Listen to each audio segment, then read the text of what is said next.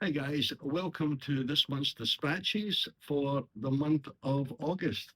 Can't quite believe we're at August already, but there it is. Anyway, we've just come through a typhoon in Hong Kong, but it's still fairly wet and windy outside. However, inside here, we've got a whole batch of new items for you to peruse. Maybe some new and some a wee bit familiar, but I'll explain that as we go along. Anyway, let's begin at the beginning with this very nice new version of our P40B, which is, of course, the Flying Tigers P40. Now, we've produced Flying Tigers P40s before. This is the latest one. And again, we hadn't done one for a few years. We're always getting requests, especially from new collectors who would love, knew about some of the older vehicles, aircraft figures that we've done, but came to the party a little bit too late to pick them up themselves.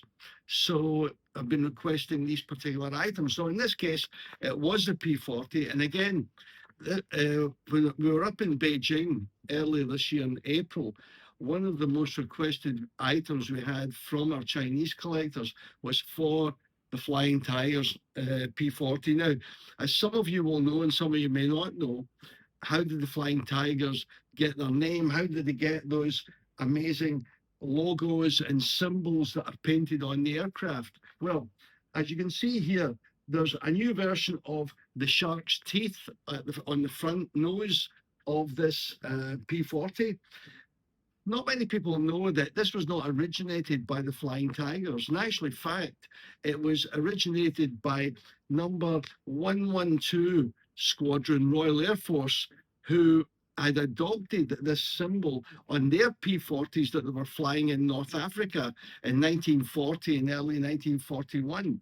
And it so happened that one of the original Flying Tiger pilots saw photographs of this particular P40 with the shark's teeth and decided that he would copy it and have it painted on the front nose of his own aircraft.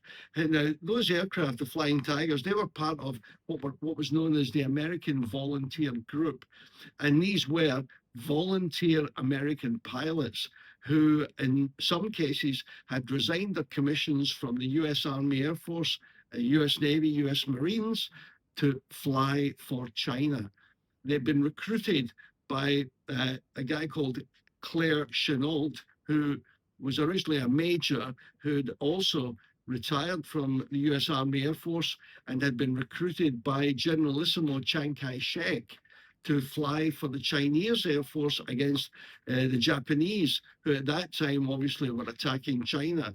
And China itself did not have much of an air force. So Chiang Kai-shek decided that they would try to recruit American pilots and purchase American aircraft to go up against the Japanese. Anyway, about 100 volunteers were recruited into this group under Claire Chenault and went over to China. Well, actually, they originally went to Burma to train before then moving into China to take on the Japanese. And they became known later as the Flying Tigers. And the logo that's on the side of the aircraft of the Flying Tiger, that was actually designed by the Walt Disney Studio for this very special flying group. However, it's just nice to know that the RAF was the inspiration, at least 112 Squadron were the inspiration for the Flying Tigers, the shark's mouth. So here we have brand new model, terrific. It's number 45, and this particular aircraft was flown by several different pilots. It wasn't just the single mount of one aircraft, but pilots that flew this aircraft actually shot down a total of 7 Japanese aircraft. And you'll see also on the side of the aircraft, next to the logo for the 3rd Pursuit Squadron. So the American Volunteer Group was made up of 3 squadrons, 1st, 2nd, and 3rd Pursuit Squadrons. This is 3rd Pursuit Squadron, and you can recognize that by the red band around the fuselage just behind number 45 here. So that is our latest Flying Tiger P40. And we'll be bringing out some Flying Tiger pilots, I hope, in a few months' time that you can add on to this. Now, let's move away from the air war over China to D-Day Normandy, or in fact, the days after Normandy in the Normandy Peninsula following D-Day. Now, right in the forefront here is another very popular King Country vehicle that was retired in 2021. Now, of course, it's the Fury Sherman, the Easy 8 Sherman, made famous in the movie. Uh, Great story behind it. The tank that played Fury was actually belonged to the Tank Museum at Bovington. And when the makers of the movie contacted the Bovington Tank Museum for help in collecting the vehicles, and the Tank Museum actually helped them find, I think they actually found about 6 different Shermans they could use in the movie. But the one that was the real star, of course, was the Fury, and that was the one that Brad Pitt was the sergeant in charge of.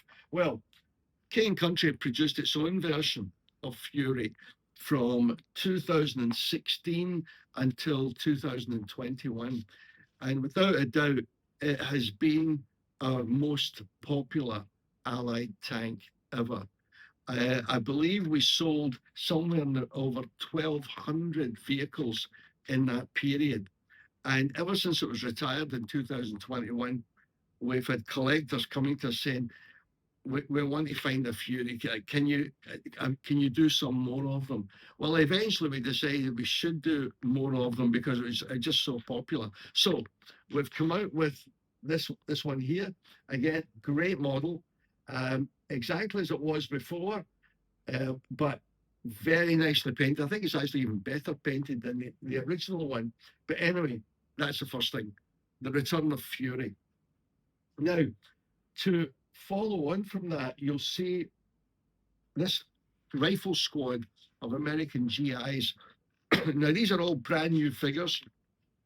Very useful little rifle squad of 8 men, led by a lieutenant, a sergeant, got a radio man. We've got a BAR gunner. We've got a medic at the back. We've got 3 riflemen, including 1 sniper. And altogether, 8 figures, all sold individually, so you can pick and choose whichever ones you feel you need or that you don't have in your collection or anything like them. Now, something that makes these guys also unique is the fact the shoulder patch that they're wearing. The shoulder patch is of the 2nd US Infantry Division. Now, although a few small elements of the 2nd Infantry Division landed on Omaha Beach on D-Day, June 6th, the vast majority of the division actually landed the following day on 7th of June.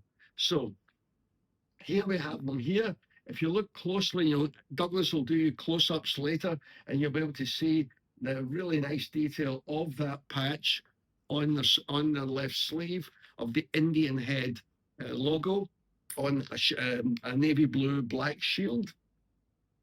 As I say, on the left-hand shoulder. So look out for that. And they provide infantry, so nice infantry support for the Sherman here. So if you don't have the Sherman and you don't have these guys or you don't have anything like them, then feel free to grab them. Really nice figures. Again, you'll get a closer look later. Well, let's move away from World War II.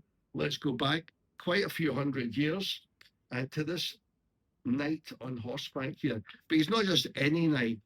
He is Edmund Crouchback. Edmund Crouchback was one of the sons of, I've just got it down here, King Henry III of England.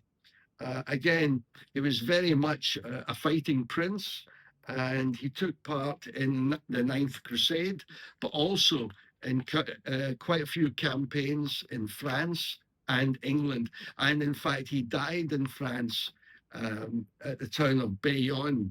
That ended his career. But if you look closely, obviously, what's quite interesting is he's got the 3 lions of England because obviously he's a royal prince.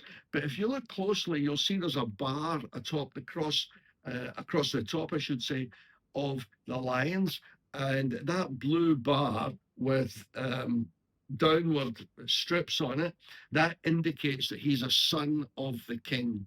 So look closely. You can see his arms with a battle axe. Very nice little medieval figure to add on. So look out for Edmund Crouchback. Now, from there, we go all the way over to here, and you'll see two very famous generals.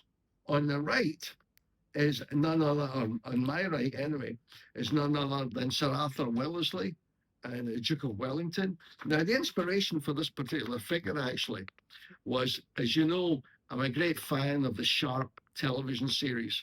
And I may have mentioned to some of you before, or when I was doing the Sharp's rifle figures a couple of months back, that at the December London show, uh, I was fortunate to meet Jason Solke, the actor who played Rifleman Harris, who's a fairly constant presence at these toy soldier shows. But with him this time was the actor Hugh Fraser, who memorably portrayed the Duke of Wellington, Sir Arthur Wellesley, in many of the television series episodes. I had a long chat with him about the filming and what have you. He had several good stories to tell, but I was also able to obtain a really nice photograph taken on location of him in the full uniform of the Duke as he appeared in the television series. So he's wearing a long cloak over his a very simple uniform, but that was the inspiration for this. So it's a kind of tribute to the great man himself, as well as to a very fine actor. So that is our brand new Duke of Wellington, as he would have appeared, particularly in the Peninsular War in Portugal and Spain during those Napoleonic times. Now, next to him is a man that also had a Napoleonic link, and that was General Antonio Lopez de Santa Anna, of course, the Mexican dictator who was in charge of the Mexican army that attacked and took the Alamo on March 6, 1836. Now, over the years, we've done several figures, several mounted figures of Santa Anna himself, but this is the first time we've done just a standing figure. Very nice figure in a typical proud Santa Anna pose. Of information is he liked to be known as the Napoleon of the West. I don't think he had quite the number of victories that the other Napoleon had, but obviously he's a great part of the Remember the Alamo series, and he's the latest addition to that group of figures, all those new ones that we've been bringing out. Now let's move right down to the forefront here. And again, we've got a collection of the Eastern Army that took part in the Battle of Sekigahara, I should say, in 1600, which was the battle that basically ended the feudal wars that erupted throughout Japan for many, many decades. Now, the victor of that campaign, I've got to read his name because it's quite difficult to read, is this gentleman here, Tokugawa Ieyasu, the victor of Sekigahara, the warrior statesman and military mastermind behind that victory, and the leader of the Eastern Army. Now, this seated figure, obviously I was influenced by those great Osprey books on samurai figures, did a lot of research on that, and what we found out was he is wearing a mixture of traditional Japanese armor and European armor of that period. Now, most of the reports I've read about this, how he obtained this armor, most of the reports are not sure whether he actually copied the European style of armor that was brought over to Japan by particularly Portuguese traders, or whether it was a set of armor that had been gifted to him by these same traders. Anyway, he's wearing a helmet that's very much in the European fashion, as well as the breastplate and collar design. So that's the great man himself. He later became the shogun of all Japan after this victory, but surrounding him are more additions to his Eastern army. Now, what you'll see here are three different archers, three additional archers. I think we've released one or two already. And over here, three arquebusiers, musketeers, effectively, with their matchlock muskets. Also, you'll see at the back here is the Ashigaru Taiko drum set. Now, you'll be familiar with these, a similar set to this, painted in the colours of the Western Army, the defeated army. That's those that are primarily wearing yellow, as opposed to the Eastern Army that wore red. So you'll see these two drummers who are beating out commands to the troops in the field. Very colourful, great addition to the series, but that's more reinforcements for the Eastern Army, especially with their leader in the forefront.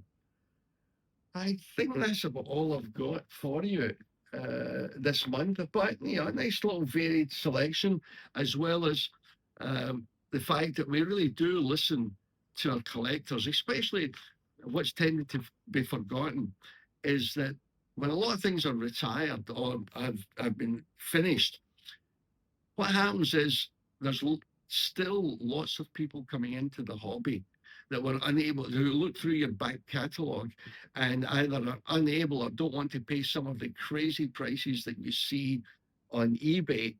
And that's one of the reasons that we try, when possible, to at least give them the support or give them the availability of being able to get these special figures.